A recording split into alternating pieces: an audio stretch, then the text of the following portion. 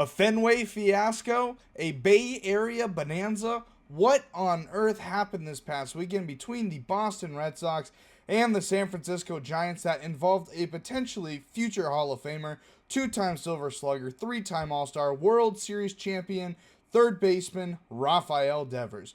Now, if you weren't aware, on Sunday, the Boston Red Sox traded Rafael Devers to the San Francisco Giants. And you may ask, why? And what did they get in return? For starters, what did they get in return?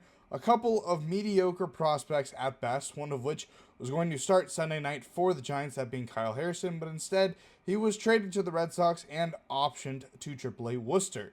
Now, other than that, essentially the big factor of the trade was that it was a salary dump off for the Red Sox, meaning that they do not have to pay Rafael Devers a single penny more because the San Francisco Giants took the entire contract, which was a big one. He signed a couple off seasons ago to be a Red Sox for a long time, but obviously he is no longer going to be in Fenway Park.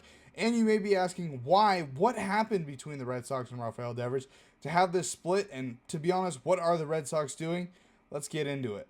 Now, at the very least, this bad blood between the Boston Red Sox upper management and Rafael Devers happened at the latest in this offseason when the Red Sox signed free agent third baseman Alex Bregman to a contract to basically make them their full-time third baseman.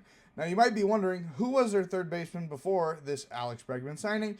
That would be Rafael Devers. Now, yes, Alex Bregman is a superior defensive third baseman, and Bregman had a really good start to the season before getting hurt, but I mean, if you ask Rafael Devers, and you ask probably anybody in the league who had been with an organization their whole career going up to it, tenure does matter, and he had a lot of tenure at third base. And sure, he might not be as good as Bregman, but to Rafael Devers, that matters. And when asked about it going into spring training, when pretty much the Red Sox wanted to convert him to a designated hitter, what did he say? He said, "I'm a third baseman, I play third base." And what did that really send a message to everyone was that there's an obvious disagreement between Rafael Devers and the Boston Red Sox management. And that, at the very least, started this show back and forth of kind of bad blood between the two sides. The next instance of it, at the very least, and keep in mind, too, Rafael Devers did lose third base in the spring training to Alex Bregman. It really wasn't even a competition. I mean, Alex Bregman is a very good Gold Glove winning third baseman. You have it there. And so they converted him to a full-time DH, and Rafael Devers did struggle to start the season, but really caught his stride in May. Rafael Devers actually hit .356 in the month of May with 7 homers and 33 RBIs. Together with the rest of his season, a pretty solid start to this year that isn't even halfway through yet, hitting about .275. But really, that was his best month after kind of a slow start to begin with.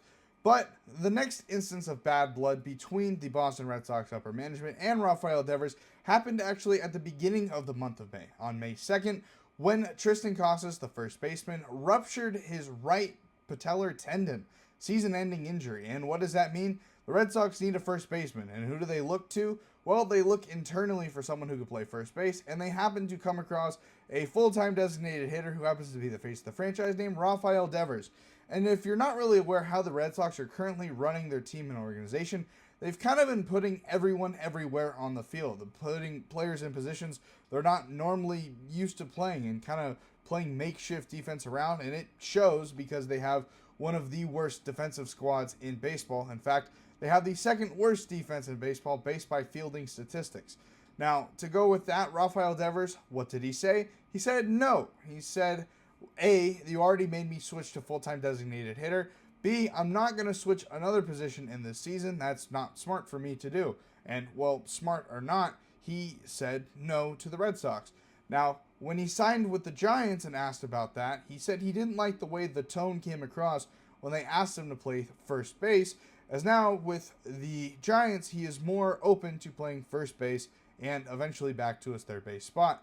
So really, we don't know what went down between the Red Sox and the Rafael Devers overall, because obviously there's bad blood and we don't know who's really right or wrong in this instance. You always generally side with the player, but in this instance it's kind of weird because he said no to switching positions twice with them, and now again it got kind of weird, and it got even weirder when kind of a call-up rookie Christian Campbell said to the organization that he could play first base if they needed, kind of undermining Rafael Devers' decision to say no, which Rafael Devers didn't take lightly. So if you kind of cross match so far up to this point, there's a lot of bad blood going on in that Red Sox organization, and it is pretty likely Rafael Devers probably wanted out just as much as the Red Sox wanted to dump him, but the timing of the trade is just really strange. Rafael Devers was traded to the San Francisco Giants the day of which they completed a 3-game sweep of the New York Yankees, their arch rival. Just weird. And not just that, but Rafael Devers homered on that Sunday start, which he made. So it's not like he was playing horrible either when they traded him. And it was just a weird collective for the Red Sox that were winning a couple games and they just swept the Yankees. And Rafael Devers, when asked after the game about it, he's like, we're playing good ball now, but we still got a lot left in the tank. Basically looking like the Red Sox potentially could make a push, even though they are not that good to make a push. But sentimentally on the team, they want to play for something come August and September, and they looked like they could put together some meaningful games that really could spring them forward potentially into a wild card spot. But no, upper management throws the hammer down, trades him to San Francisco, which you might be asking, why San Francisco? And honestly, really similar to the Luka Doncic trade in the NBA with the Dallas Mavericks and the Los Angeles Lakers. The Red Sox, I believe, targeted San Francisco specifically for this trade. If they were going to air it out on the open market, that would be kind of weird, but also they probably would have gotten a lot more for him. But again, this is kind of a weird trade scenario because essentially it's a salary dump off. They signed Rafael Devers to a mega contract. After the 2023 season, the Red Sox signed Rafael Devers to a 10-year, $313 million contract. I mean, if that's not the face of your franchise, I don't know who is. Unless you play for the Dodgers, that's an average contract. But anyway, that is an extreme amount of money for a team that is playing cheap right now, basically. But that is the face of the franchise. And they gave away all of that contract to San Francisco. And yeah, it makes sense for both sides if you're the Red Sox, that if you're already having issues with a player who you've had for more than 10 years already in your organization, but if you're having troubles now in the first couple of years of a big deal, like, I don't think the Red Sox and Rafael Devers want to be contractually bind to each other till 2033 when they're already having troubles in 2025. It doesn't make sense organizationally speaking. So it's understandable why they want to move on from him. But the weird part is unlike the NBA trade, is that with the player that they did pay instead of not going to pay, that's the Dallas Mavericks. They didn't want to give him the Supermax, but whatever. The point here is that it's not like there was conditioning issues or off the field issues that we know of with Rafael Devers. And on the field, he's playing as good as anyone, and he's arguably a top 10 hitter right now in baseball. So the reason they traded him was just because of a disagreement in the organization, which is strange to say the least, because most organizations, they can deal with players if there's a little disagreement. And normally, the one cure to everything in baseball is winning. So many players say it time in and time out that winning cures all. And after the end of a 3-game sweep of the Yankees, when you think the team is riding high, the Red Sox upper management pulls the plug on Rafael Devers right in the middle of their win streak, and they kind of just say screw it for the season, because losing Rafael Devers for prospects that they all sent down to AAA and lower, they're not going to bring them up anytime soon. I mean, they're basically waving the white flag on the season in June. I mean, this is a team that has been a perennial playoff team for the past couple seasons, but they're waving the white flag in June with a team that looked pretty darn good-ish. I wouldn't say they're great, but they definitely could make the playoffs. Now, again, this is a Red Sox team in the past couple years that have made some really questionable trades. Mookie Betts, who they shipped to the Dodgers for, ironically, that trade looked more promising than this trade does, and this trade is on day one.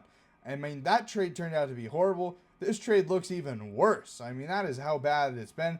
Then they let Xander Bogaerts walk, who eventually is probably going to go into the Red Sox Hall of Fame, because that's how good of a player he was in Boston. But again, this is a horrible, horrible, horrible trade for the Red Sox, and a great trade for San Francisco. I mean, the Giants just got a great player who wants to play for them, because again, this is similar to the NBA with Dallas Mavericks and the Lakers, is that he's going to want to play for the new team, because the team he knew his whole life basically before just gave up on him, and now he gets a fresh start.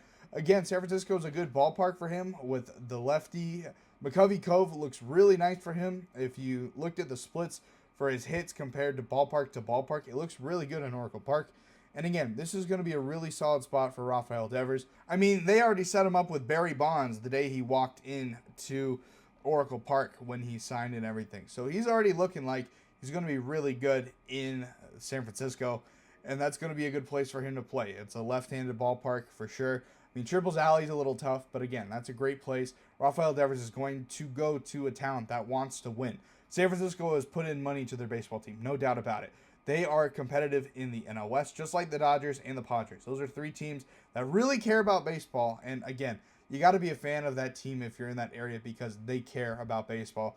Whereas the Boston Red Sox do not care about baseball. You can say that for a fact because earlier this weekend, the Boston Red Sox ownership group, I think the Fenway Sports Group, who happen to own Liverpool FC as well, just made a major signing for their football club over in England.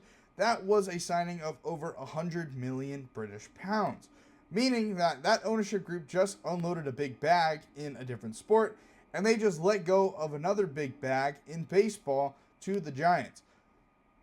I mean, it speaks for itself that the ownership group is being cheap.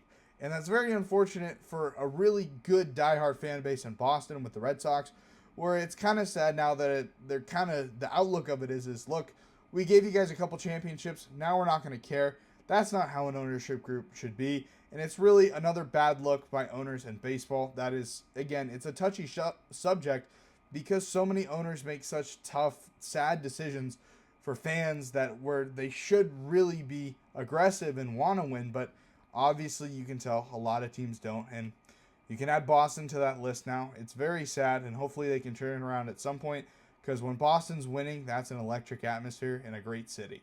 Like and follow for more.